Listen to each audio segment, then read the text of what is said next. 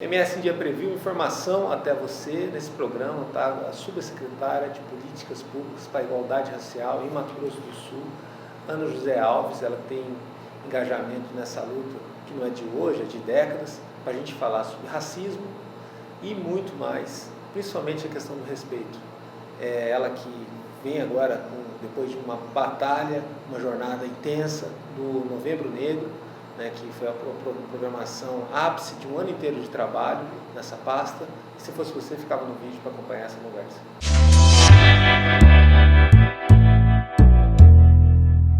Negro é a raiz da liberdade. Tomo a liberdade desse verso da música Sorriso Negro, da Jovelina Perala Negra. O Fundo de Quintal também gravou.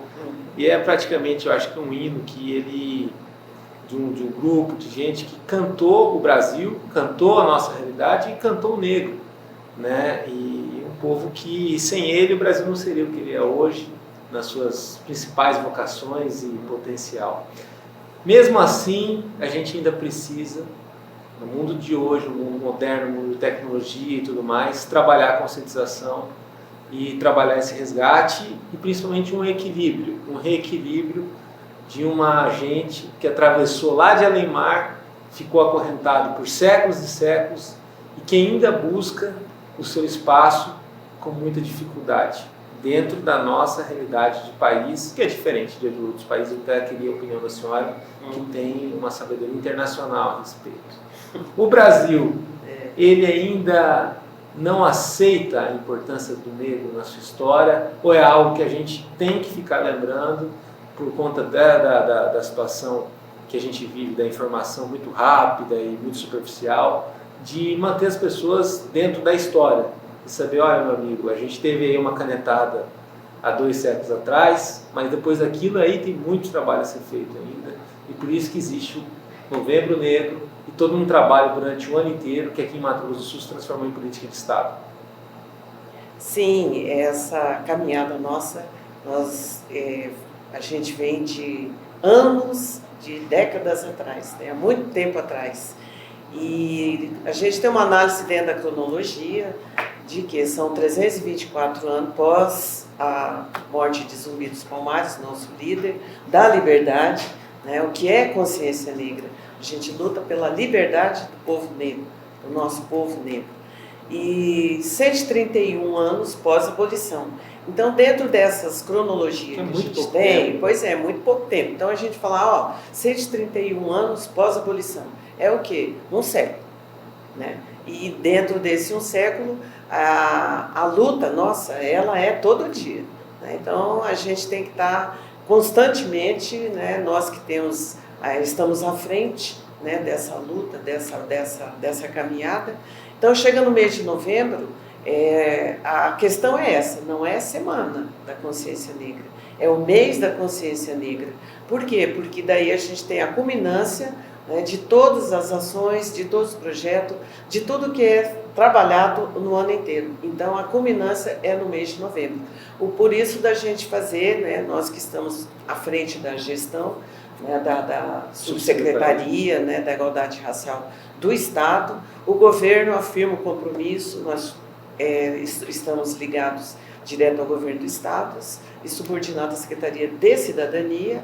Então, a gente tem tem que corresponder a essa política, né, política pública de Estado que está à nossa frente para a gente estar transmitindo. E outra, não é trabalhar somente, a política concentra em Campo Grande, mas nós trabalhamos, o nosso olhar é para os 79 municípios. E são 3 eixos, na verdade, né? Tem a realidade do negro, do cigano.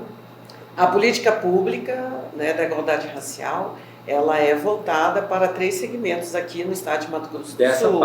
Dessa pasta da qual eu estou, que é povos ciganos, povos de matriz africana, que é a questão das religiosidades de matriz, e os quilombos, né, que a gente tem 15 municípios que têm quilombos e temos 22 comunidades, conforme a gente está divulgando nesse panfleto que a gente está colocando e dando visibilidade à política. Por quê? Parece que já tem um tempo que eu estou lá, mas não. Nossa equipe é restrita, e nós assumimos abril desse ano. Agora, depois de muita luta e diálogo e noção da importância que é conscientizar uma sociedade, a senhora participou da fundação do coletivo Mulheres Negras em MS. Isso lá nos anos 90 do século passado. De lá para cá, com muito trabalho, hoje a senhora ocupa a Subsecretaria de Promoção da Igualdade Social, que é um dos braços de política de Estado para isso, tanto é que, lembrando que Mato Grosso do Sul também tem a Subsecretaria de Política Indígena, né, de promoção dos povos indígenas. O fato da gente ter, no mundo de hoje, o trabalho que vocês fazem, inclusive de visitar escolas e falar sobre isso, tudo e tal, a gente tem que recontar a história e passar para as pessoas, como eu até disse no começo, porque é algo tão forte diante de tudo que aconteceu durante séculos, né, que não é justo que alguém, por conta da pele, no mundo que a gente vive hoje, ou da origem, tenha que demorar, às vezes, na família dele, gerações e gerações para atingir a classe média ou atingir uma outra realidade de elite. Né? E no Brasil a gente vive, de certa forma, barreiras ainda vivas, né? Que a gente pode até dar o nome de racismo, mas não são só barreiras do olhar social da diferença. São barreiras até econômicas, estruturais e tudo mais, que precisam ser revistas para que se tenha um acesso à oportunidade igual a todos, como a Constituição prevê. Né? Sim, com base na Constituição, artigo 5º, né, a gente também tem essa... não podemos sair, né, da Carta Magna, que é a Constituição, e com base na Constituição a gente também tem nossos instrumentos, né, o Estatuto da Igualdade Racial, Racismo é Crime, ou seja, com base nessas leis que a gente tem, vem reforçar o que a gente vive no dia a dia. Né? Nós temos um país fora da África, tá? Que tem a segunda população negra. A primeira é a Nigéria, do continente africano. A primeira população negra é a Nigéria. O Brasil é segundo e foi o último a abolir a escravidão. Né? Foi o último. Então, o racismo, a moda brasileira, ele é institucional e o racismo é estrutural. Né? Então, hoje já tem muito mais avanço, a gente está com discussão muito mais aprofundada nessa questão.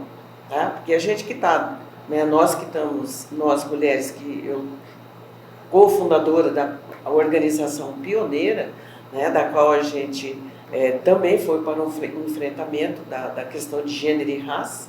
Né? Então aí a gente vai aprofundando, a gente tem que estudar, a gente tem que ler bastante, a gente tem que, sabe? Por quê? Porque até chegar na ponta, nessa base, esse entendimento do que é esse racismo à moda brasileiro, o que é ser negro nesse país. Então, e aí esse é o ponto. Assim como aconteceu com a senhora, de buscar o conhecimento, de buscar toda essa carga, e ainda ter a coragem de atuar pela transformação, criar outras pessoas nesse mesmo sentido, eu acho que é o mais difícil, né? Principalmente o jovem, ou a pessoa que está lá se sentindo esquecido num determinado momento, ou que passou por uma situação de cerceamento, você encorajar aquelas pessoas para que, não, olha, vamos buscar o teu espaço, vamos buscar o teu caminho, e você tem que vencer isso, convencendo outra pessoa a respeito da importância da valorização do negro na sociedade, ou de qualquer outro povo que precisa ter o mesmo respeito, o mesmo espaço do que qualquer outro. Né? Eu acho que a base de tudo isso daí, o principal é o respeito. Tá? O respeito a todas as diferenças. Tá? Nós não somos... Para falar de igualdade, a gente tem que ter respeito pelas diferenças. Tá? O que é uma política da qual a gente discute? Existe uma desigualdade. Claro. Tá? Essa desigualdade é o fosso, evidente, né, socioeconômico, cultural. Agora, com base, né, nesse fosso que existe, nesse abismo, tá? O que tem que ser trabalhado? Principalmente a parte econômica, tá? E a educação. Tá? Por quê? Porque a educação transforma. Tá? A educação, de um modo geral, não é só aquela educação formal de escola. A educação, por quê? Porque você pegava, por exemplo, há tempos atrás, não tinha materiais, não tinha livros, né, que trouxesse conteúdo sobre o que a gente está abordando. Tá? Hoje não, hoje a gente já tem, né, uma publicação, tem livros, tem estudo, tanto é que com a implantação das cotas, a implementação de cotas na educação e no serviço público, tá? Então a gente já tem o quê? Uma outra reversão, né, dessa política. Um dos mecanismos. Agora, Sim. é muito interessante a senhora falar isso, a senhora que tem experiência internacional no assunto. As cotas, os Estados Unidos foram um dos primeiros países a abordar isso. E às vezes muitas das coisas da realidade daqui busca se copiar lá ou de outros lugares do mundo, que seja o primeiro mundo. E a situação do negro no Brasil ela é muito específica, né? Ela é algo baseado na cultura daqui, na história daqui, na realidade daqui. Queria que a senhora falasse a respeito disso, do que a senhora chegou a ver nos Estados Unidos a respeito da história do racismo norte-americano e o que a senhora teria a dizer para quem pensa que racismo é racismo em qualquer parte do mundo e a situação do negro aqui no Brasil. O que a gente poderia fazer para vencer e a importância das cotas com relação a isso? Para vencer, para a gente transformar uma sociedade, né, tem que ter caminhos, e é através da educação. A educação transforma, seja ela formal, seja ela educação, né, de base, que é a família, e essa consciência, tá, a gente busca como? Participando, não tem outro meio, é participando, né, dos movimentos que existem, das organizações que existem, das discussões que existem. Tá? Então, as pessoas têm essa questão de dizer, porque o americano, porque o racismo americano. Então, a senhora foi lá, né? Eu tive a oportunidade. Lá de ver uma polarização que aqui ainda não aconteceu. Isso não quer dizer que aqui não exista racismo, né? Não, o racismo aqui, ele é explícito. Racismo no Brasil é explícito. Né? Ele é sutil, ele é simpático, ele é debochado, né? Ele é de risadinha, de piadinha, né? Então é aquela sutileza, aquele racismo, né, que está implícito e ao mesmo tempo explícito. Lá acho que é muito. Agora lá não, lá é preto e branco, tá? Não tem meio termo.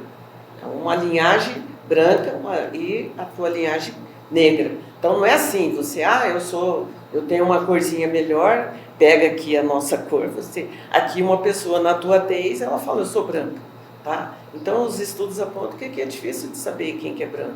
Sim. Por quê? Porque é uma pluralidade, é plural, né? Então... Isso é um dos argumentos de quem é contra as cotas, por exemplo. Mas não, argumento contra a cota, né, a gente tem eles, né? Porque a nossa luta na questão de cotas, principalmente na educação, ela foi uma luta, ela foi uma batalha. Né, para a gente conseguir, por quê? Porque isso tudo é aquilo que eu falo, a gente vem através de pesquisa, vai lá, por que tinha, na época que foi, né, antecedente à lei 10.639, foi feita uma pesquisa. Você chegava na faculdade, né, cadê a população negra? Não chegava a 2%.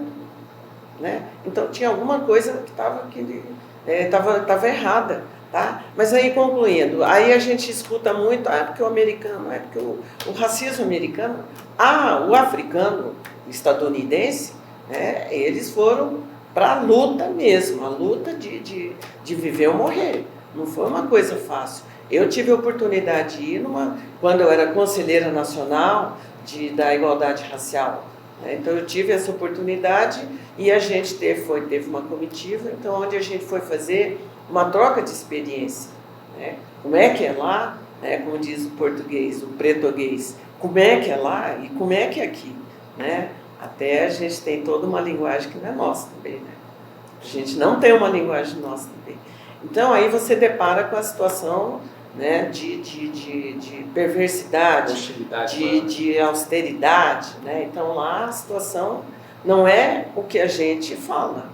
Então, tem os movimentos lá que lutaram, que foram organizados, foram com muita luta, com muita garra mesmo, com muita contundência. Aqui, o movimento brasileiro, ele reacende na década de 70. Tá? Ele reacendeu, e aí foram as lutas. Para chegar em Mato Grosso do Sul, foi no ano de 1985. Então, a primeira instituição que formalizou foi o Grupo 3. Né, do qual todos nós que estamos nesse enfrentamento, nós passamos por esse grupo, né? Lógico que o grupo cresceu, mas você vê que de 70 para 85 foi bem depois, né? Então a gente está o quê? Nós estamos há 24 anos e o grupo T está há 34 anos na luta. Então a gente tem uma diferença aí só de 10 anos, né? Agora, a gente tem cidades aqui no estado que tem uma predominância maior do negro. Corumbá é uma delas, porque Sim. a gente tem em Corguinho uma comunidade negra muito forte, de empreendedorismo e tudo mais, e assim outras regiões.